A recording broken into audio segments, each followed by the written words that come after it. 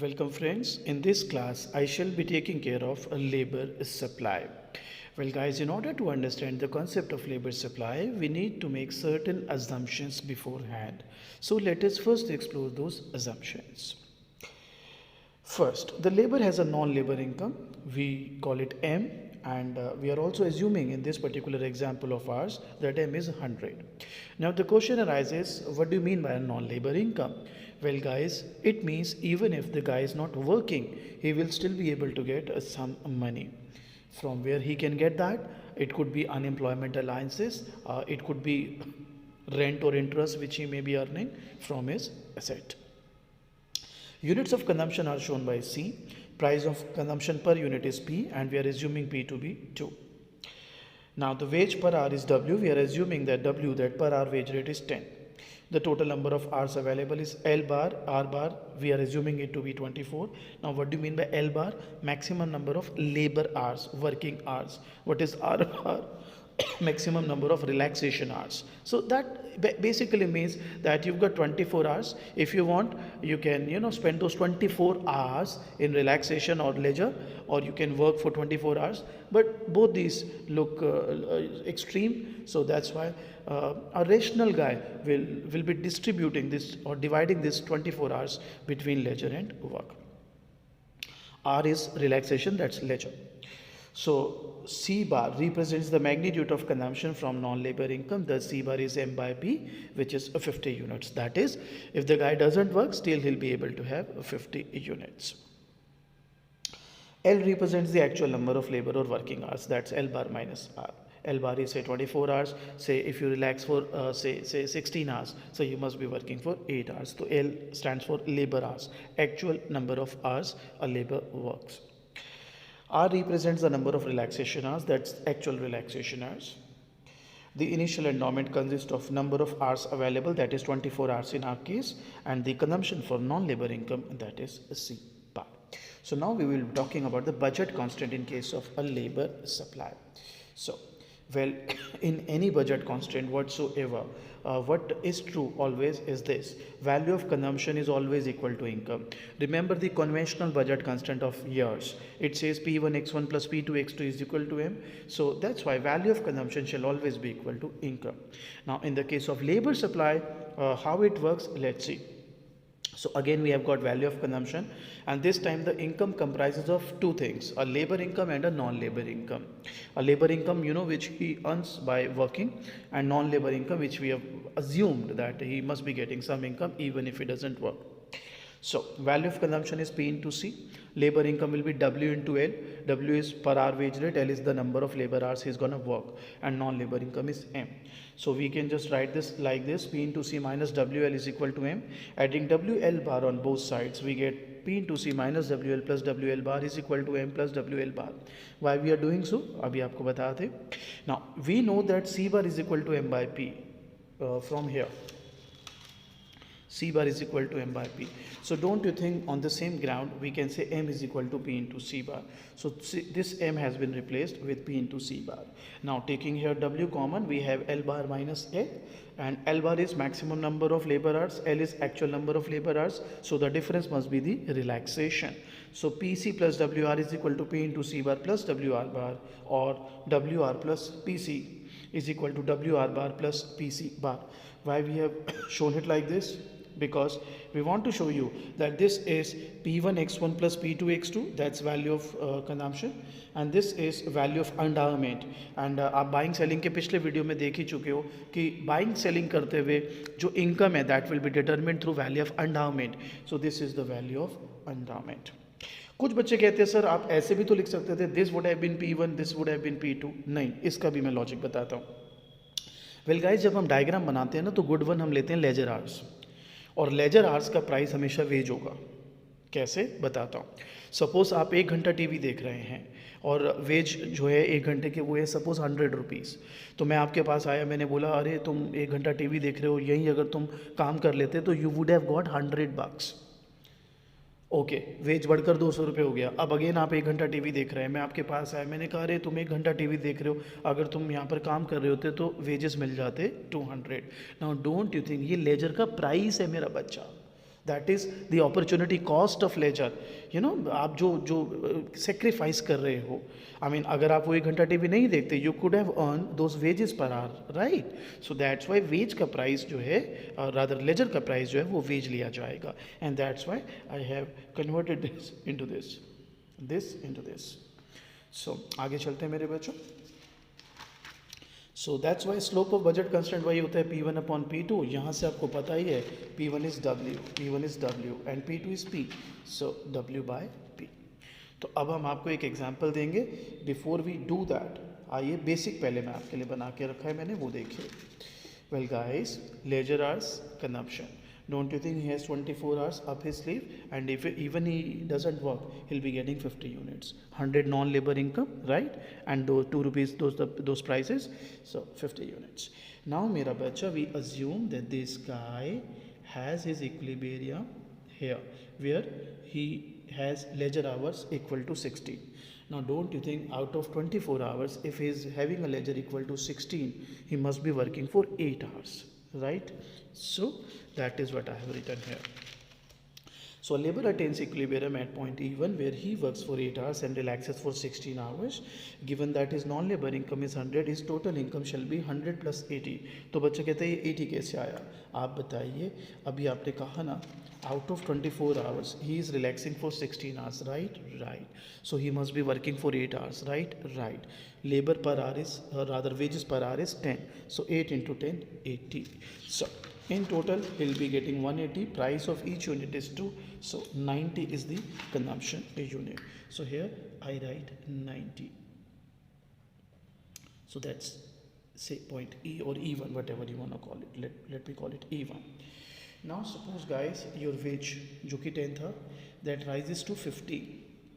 Now don't you think wages अगर ये बढ़कर 15 हो जाता है तो wage is the price of good one, और हमने आपको बताया ही था कि अगर गुड वन महंगा हो जाता है तो बजट लाइन जो है स्टीपर बन जाती है, something like this, right guys? Cool. Now मेरा बच्चा, suppose this guy tries to be here. Here means he is now having a leisure equal to 14 hours. Now don't you think if he is having a leisure equal to 14 hours, what must be the consumption units? आइए मैं आपको यहाँ पे calculate करके देता हूँ ना। सबसे पहले हम बात कर लेते हैं लेबर इनकम की। In this particular case, what will be the labor income? Well, my dear friends, he is now working for 10 hours with 15 wages per hour, so 150. What was non-labor income? Sir, 100. Total income? Sir, 250. Now don't you think his consumption shall be 250, price being 2, 125. So this is 125 units. So we can call this as E2. यहाँ तक clear है बच्चों? Are we all clear till here? Yeah.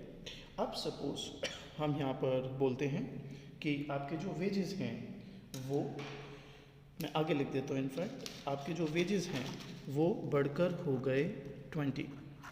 Now don't you think अगर आपके wages 20 हो गए हैं, बढ़ गए हैं और ज़्यादा हो गए हैं, so again your budget line shall become steeper, something like this, right guys?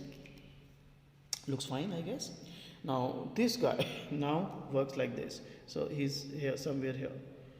So this is 18, and that's IC3, E3. This was IC2, suppose this was IC1. So what will be the consumption units? Let's work with this. 18 hours of leisure minded. So don't you think इनकी जो labor income बनेगी in this particular case, that labor income should be is getting 20 per hour, 6 hours he is working, 120, plus non-labor income 100, that's 220. What will be the consumption? 220 upon 2, that's price of the unit, 110. So मेरे बच्चों, अब आप इसको यहाँ पर ऐसे show करेंगे, this is gonna be 110.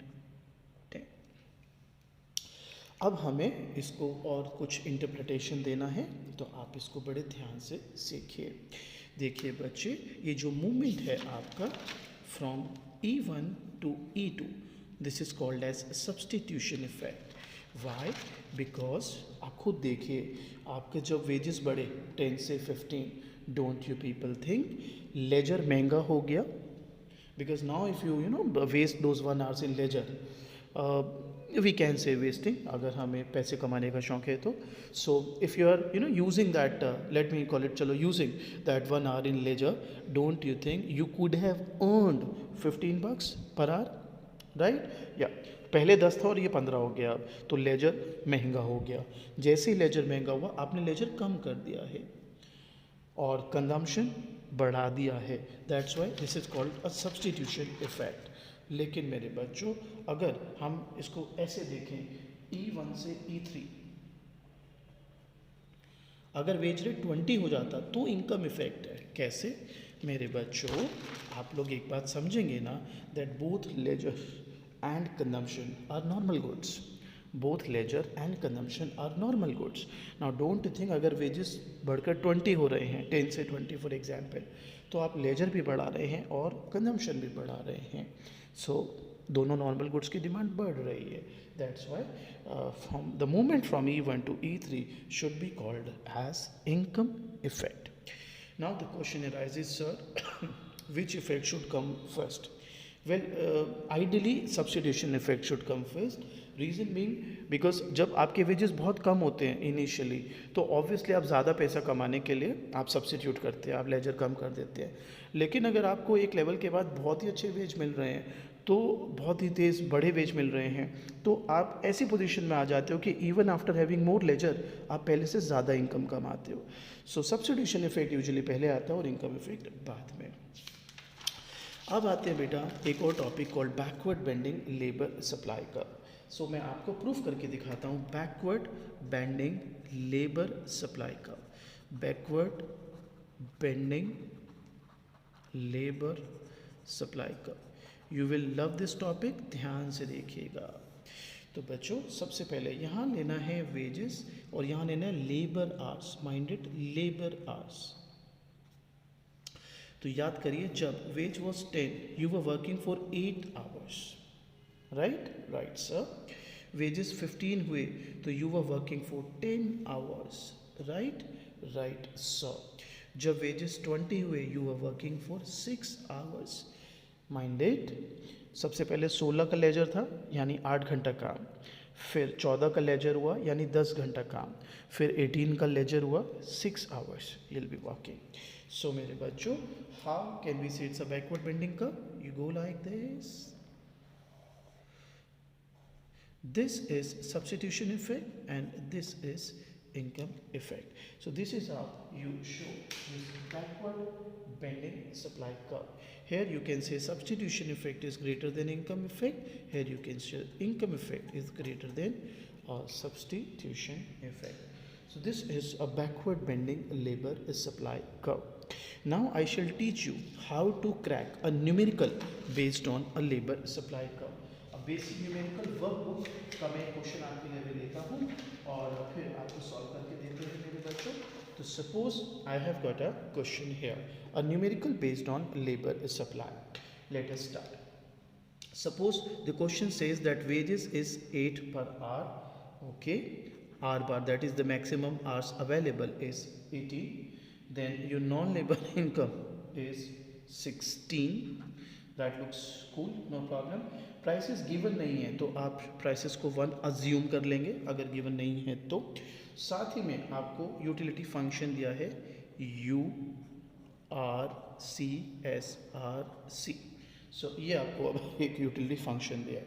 तो हमें कहा गया है कि we need to solve the optimal point. So guys, optimal point again वहीं पर होता है जहाँ पर MRS is equal to P1/P2.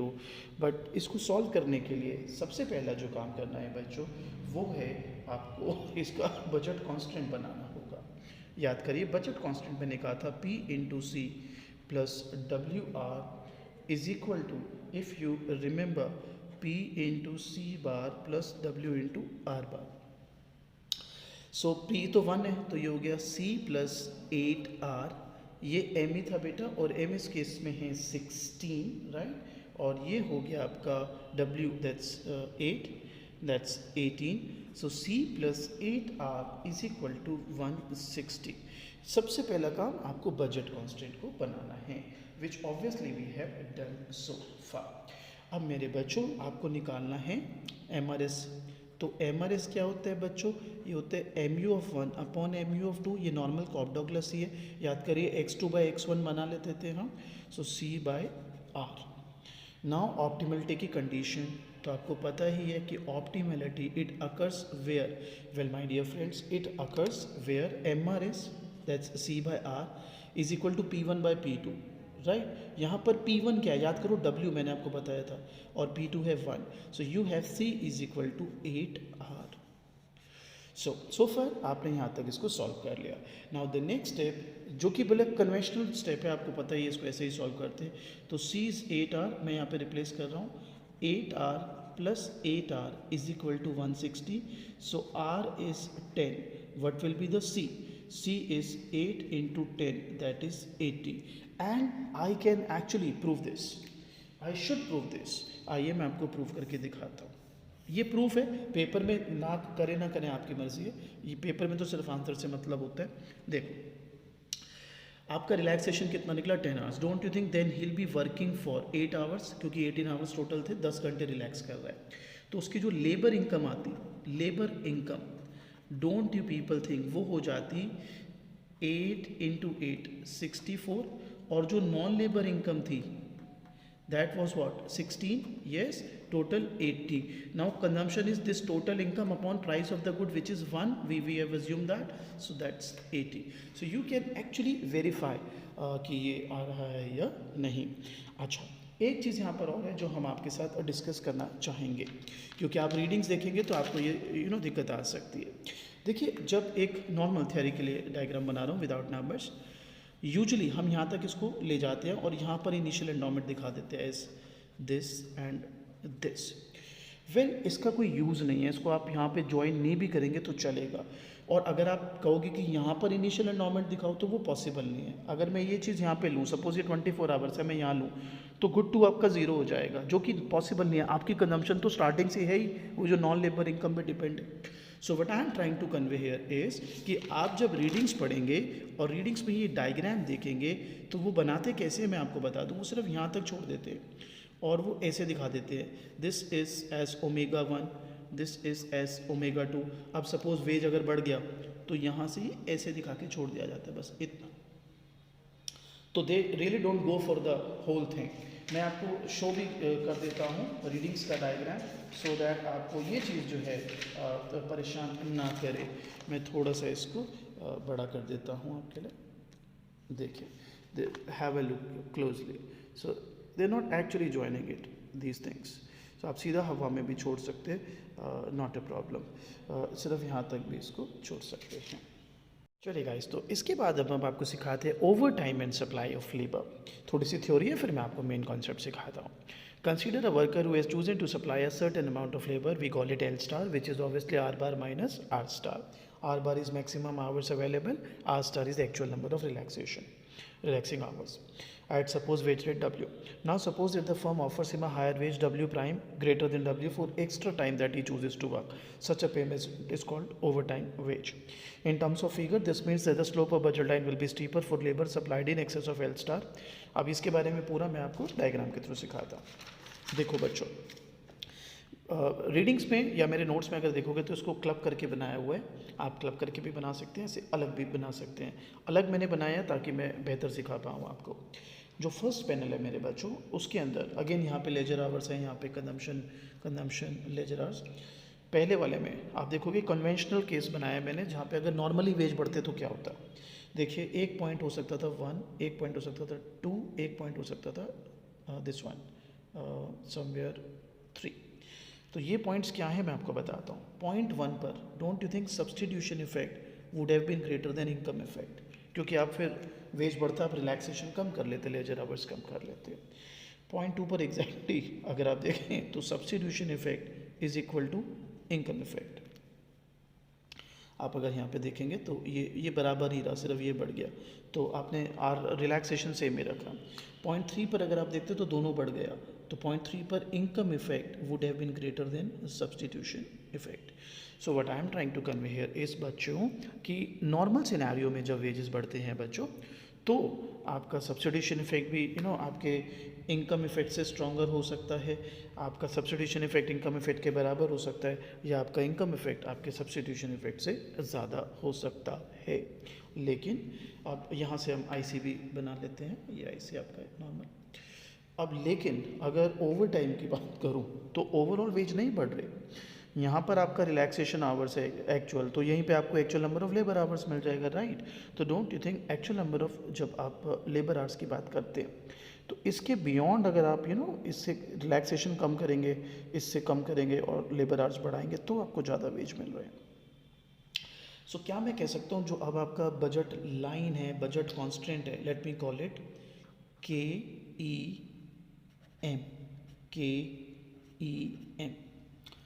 तो अब मेरे बच्चों इसको दो हिस्सों में बांट देते हैं, KE एंड EM। मुझे नहीं लगता दैट EM में आप जाओगे। बच्चा कहता है क्यों? इसलिए बिकॉज जो आपका ओरिजिनल बजट सेट था रिवील प्रेफरेंस थ्योरी से यूज़ करके, जो आपका ओरिजिनल बजट सेट था, let me call it AOM, तो तब आपने E लिया था, राइट। जब आपने E लिया था you could have had anything on EM because that was in your budget constant, but you did not go for it. तो इसलिए ये रिवील्ड इन्फीरियर था area in favour of E। तो आप काम करेंगे सिर्फ और सिर्फ KE में। और मेरा बच्चा अगर आप सिर्फ KE में काम कर रहे हैं तो डोंट यू पीपल थिंक कि आपको समवेयर, ये तो मैं पहले IC बना दूँ ऐसा, समवेयर यहाँ पर होगे, so this will be E1 IC1। तो हम ये कहेंगे बच्चों कि ओवर टाइम वेज रेट में it has to be the case कि substitution effect has to be greater than income effect. So याद रहे, कन्वेंशनल केस में could be anything, it could be substitution effect overpowering income effect, or they both are same, or it is the income effect which is overpowering the substitution effect. But in case of overtime wage rate, substitution effect has to be stronger than income effect, because that labor, that individual is not gonna work in this region at all. So this was overtime and labor supply.